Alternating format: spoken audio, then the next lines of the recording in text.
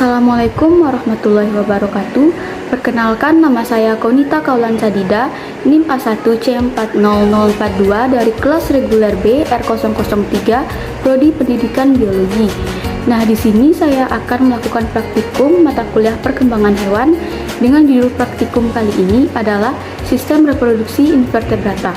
Tujuannya adalah mengenal bagian-bagian dan organ penyusun sistem reproduksi invertebrata pada moluska dan arthropoda serta memahami fungsinya. Dasar teori reproduksi atau perkembangbiakan hewan invertebrata dapat melakukan reproduksi secara seksual dan aseksual. Reproduksi aseksual meliputi yaitu yang pertama membelah diri. Reproduksi dengan cara membelah diri hanya terjadi pada protozoa hewan bersatu yaitu ameba. Yang kedua, refragmentasi. Fragmentasi adalah perkembangbiakan yang memotong bagian tubuh, kemudian potongan tersebut tumbuh kembali menjadi individu baru yang terjadi pada cacing planaria. Yang ketiga yaitu pembentukan tunas. Tunas adalah cara perkembangbiakan di mana individu baru merupakan bagian tubuh dari induk yang terlepas kemudian tumbuh yang terjadi pada hipra. Kemudian ada pembentukan spora atau sporulasi, yaitu proses pembelahan berbanda atau pembelahan multisel yang menghasilkan spora yang terjadi pada plasmodium aktif.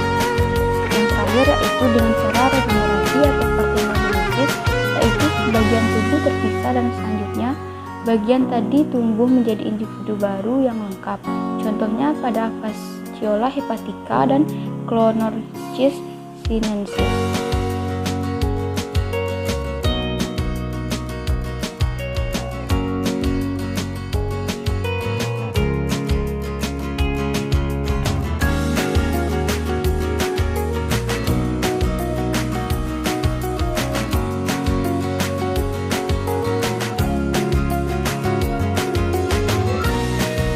Baiklah, di sini saya akan menjelaskan organ luar dari cumi-cumi.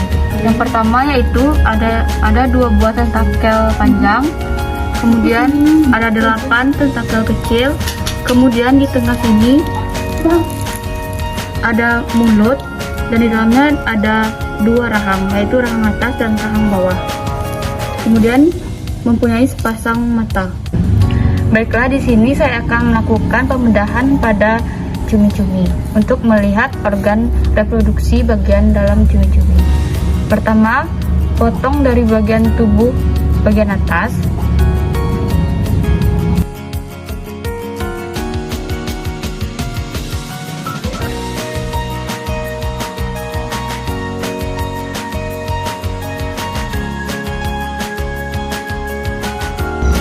Baiklah, setelah dibedah maka dapat dilihat bahwa cumi-cumi ini merupakan cumi-cumi jantan.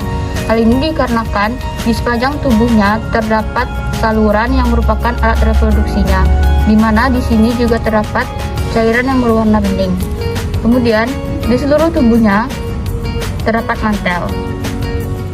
Dan di bagian belakang, yaitu di sebelah kanan dan di sebelah kiri terdapat sirip.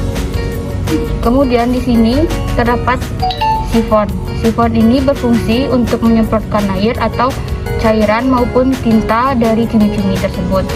Kemudian di sini terdapat kantung tinta, di mana fungsinya yaitu untuk mengamankan diri ketika ada ancaman yang menyerang.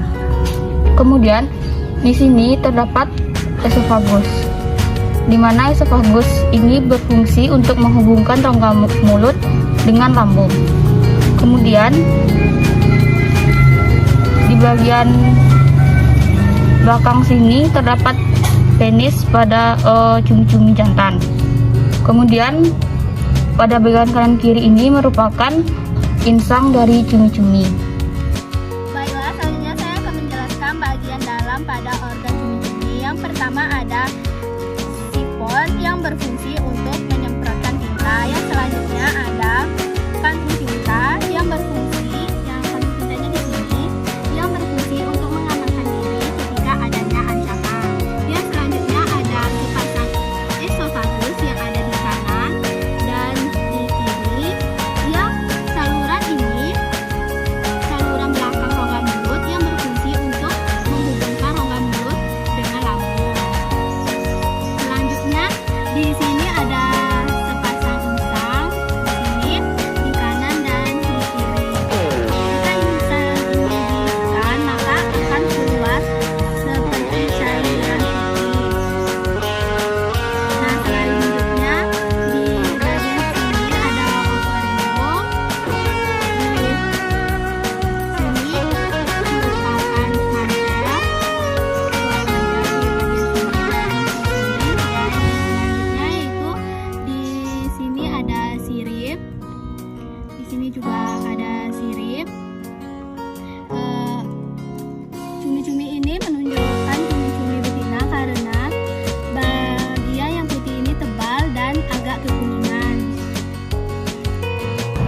Baiklah, di sini saya akan menjelaskan organ luar dari udang. Yang pertama yaitu ada antena yang berfungsi untuk mendeteksi predator. Kemudian di sini ada kepala dan dada. Kepala dan dada ini bersatu sehingga disebut dengan cephalothorax. Kemudian di sini bagian perut udang yang disebut dengan abdomen, di mana perut ini dilapisi oleh.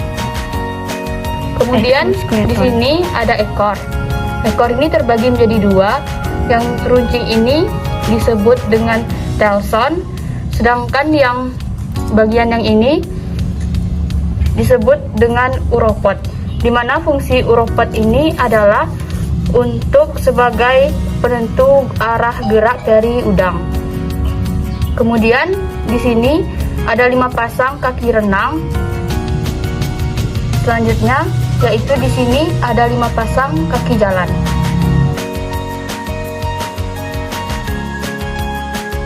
Berikut adalah proses pembuatan udang.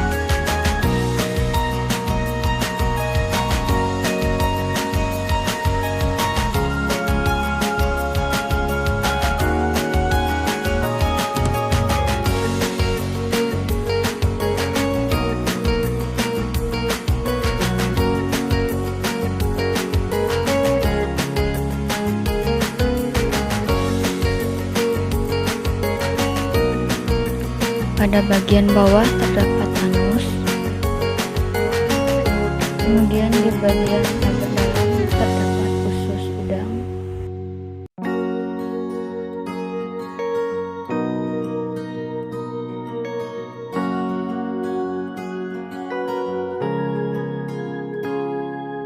Kemudian terdapat lambung pada bagian bawah kepala.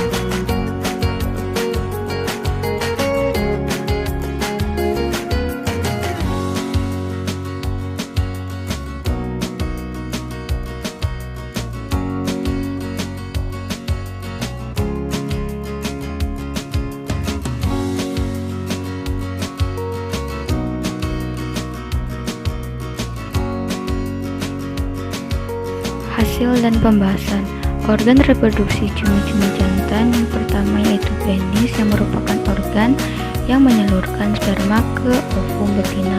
Kemudian ada testis, vas deferens, dan kantong spermatofora yang mempunyai fungsi yang hampir sama, yaitu tempat memproduksi atau tempat menghasilkan sel sperma.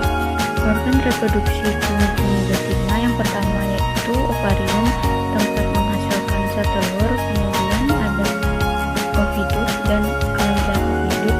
Kemudian ada oviduk dan kelenjar oviduk.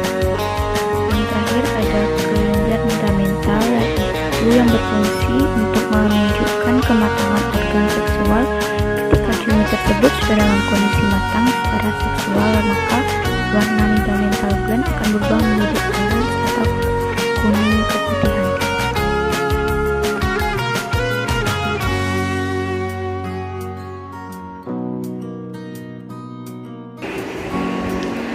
Demikianlah hasil praktikum kita pada kali ini. Jika terdapat kesalahan, saya mohon maaf. Saya tutup dengan wassalamualaikum warahmatullahi wabarakatuh.